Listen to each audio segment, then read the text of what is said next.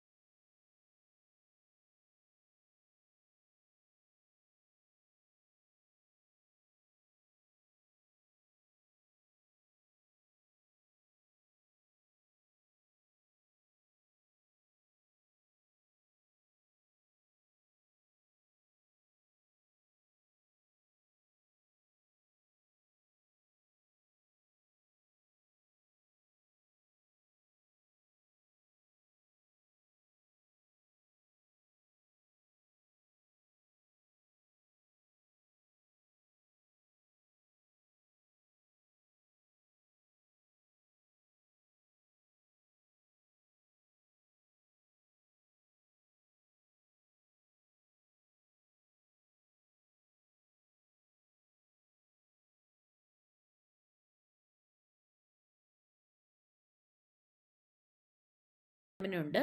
പിന്നെ അതുപോലെ തന്നെ ഇവിടുത്തെ എന്താ പറയുക, റെസ്റ്റോറൻ്റൊക്കെ അടിപൊളിയാണ് കേട്ടോ.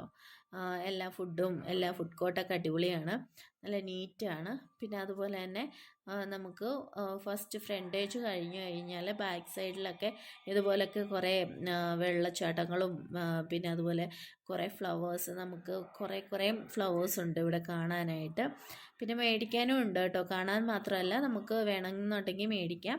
പിന്നെ അതുപോലെ തന്നെ താഴെ വരുമ്പോഴത്തേക്കിനും സൈക്ലിങ്ങും പിന്നെ അതുപോലെ കുറേ ഒട്ടകപക്ഷി അങ്ങനെയൊക്കെ കുറേ സംഭവങ്ങളൊക്കെ ഉണ്ട് കേട്ടോ. കുട്ടികൾക്കൊക്കെ ആകുമ്പം കളിക്കാനൊക്കെ ഉണ്ട്. പിന്നെ താഴെ കുറേ അതായത് ഫ്രൂട്ട്സിൻ്റെ ഒക്കെ മരങ്ങളൊക്കെ ഉണ്ട്. പിന്നെ സൈക്ലിങ്, അതായത് മുകളിൽ നിന്ന് താഴോട്ടാണ് സൈക്ലിങ് വരുന്നത്. പിന്നെ ഇതുപോലെ വെറൈറ്റി ആയിട്ടുള്ള ചെടികളും കാര്യങ്ങളും ഒക്കെ ഉണ്ട്. മുന്തിരി ഉണ്ട് കേട്ടോ. അപ്പോൾ ഇവിടുത്തെയൊക്കെ മുന്തിരി എന്ന് വെച്ചാൽ ഭയങ്കര പുളിയായിരിക്കും.